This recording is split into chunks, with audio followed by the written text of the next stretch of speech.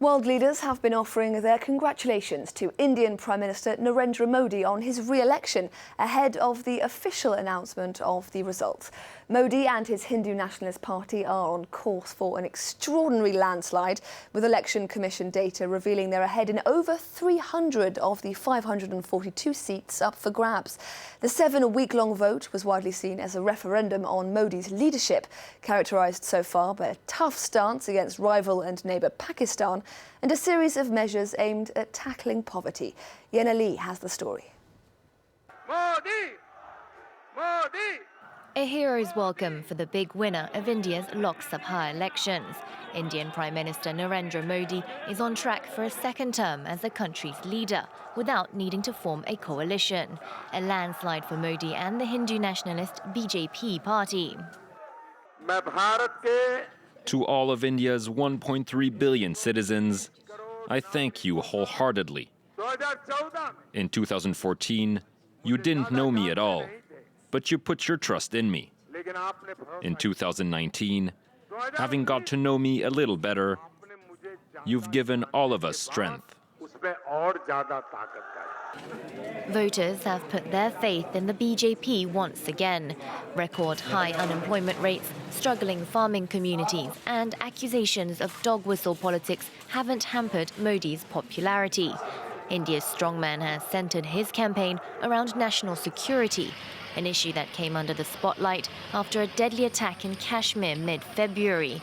It was a turning point in Modi's campaign and a nail in the coffin for main opposition candidate Rahul Gandhi. Our fight is ideological. There are two different ideologies. One is Narendra Modi's, and the other is ours, the Congress parties. This time, Modi and the BJP have won, and I would like to congratulate them.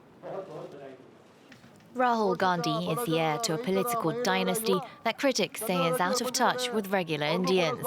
Under his leadership, the Congress party has again failed to convince voters.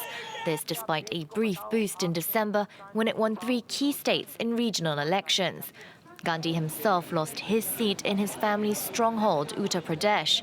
He won't be leaving Parliament anytime soon, though. The president of the Congress party also contested a spot in the left-wing state of Kerala, where he has safely secured his return as an Indian lawmaker. It's time now for perspective. As you heard just there, the world's largest ever election in India has delivered a landslide win for the Hindu Nationalist Party led by current Prime Minister Narendra Modi. Doing even better than polls had predicted, the BJP has secured around 300 of the 543 seats up for grabs. That's even better showing than we saw back from the party in 2014. Meanwhile, Modi's main rival, Rahul Gandhi, has lost his parliamentary seat. Well, to discuss the implications of this huge victory for Modi and his allies, we can cross now to London to speak with Subir Sinha, an expert in Indian politics at SOAS at the University of London. Thank you very much indeed for speaking to us here on France 24 today. Is this the result that you were expecting? No, and I don't think this is a result that anyone expected, including the BJP itself. And why is that?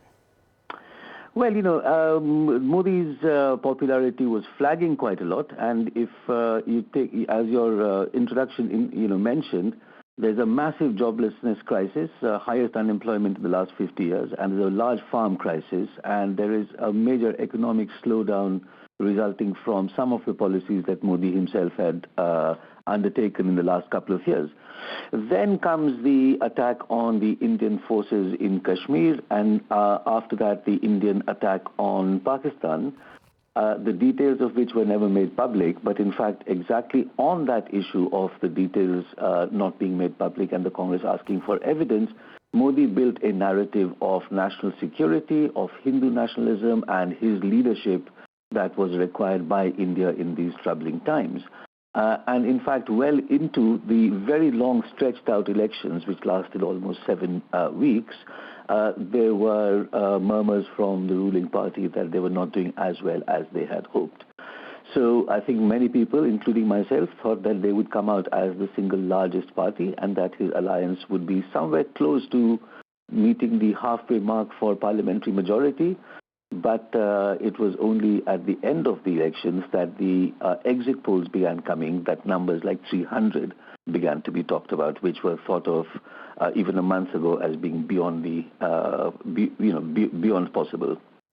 Now, Modi's campaign was pretty light on concrete policy commitments, a little stronger on rhetoric, maybe.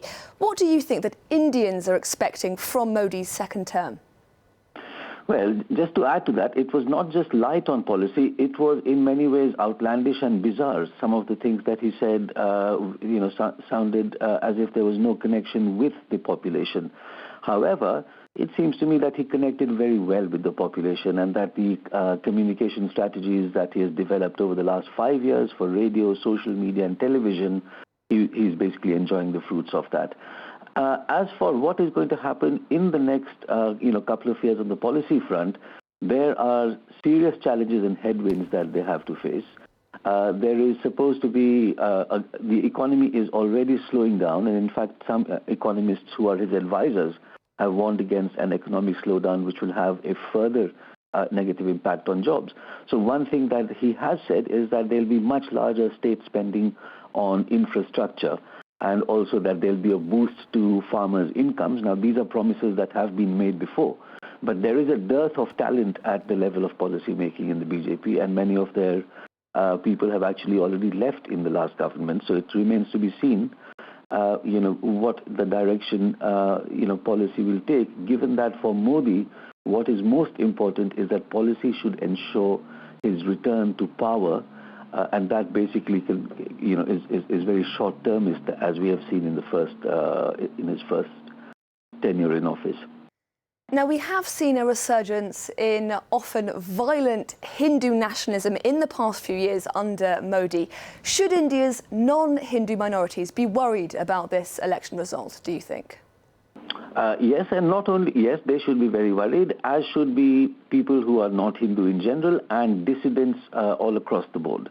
It was not only dog whistles against minorities, there were explicit speeches made by especially Modi's second-in-command, Mr. Amit Shah, the man in charge of his party, where he basically has talked about checking the citizenship rights of people in border areas if they happen not to be Hindus, mounting all kinds of challenges for people who do not have proper residency papers, which would include large numbers of people, again, in the rural areas. The way in which Christians were talked about as if they were also foreign agents directed by the Vatican. The almost explicit linking between Muslims, Kashmir, terrorism and Pakistan, and most damagingly, the use of social media to entirely outcast Muslims as threats to the nation have been extremely important in the ways in which this party has gained the number of seats that it has. Now, what this means, having said that, this time around we have more Muslim parliamentarians elected into government from other political parties. And perhaps, given the fact that Modi has come back again with a very large majority, it seems to me that complacency on the part of the 60-odd% who did not vote for Modi, that is going to be extremely important, and perhaps also international attention is going to be important in taking seriously the steady erosion of the rights of minorities and human rights in general. Subir Sinha, expert in Indian politics at SOAS at the University of London. Thank you very much indeed for speaking to us here on France 24. Thanks very much.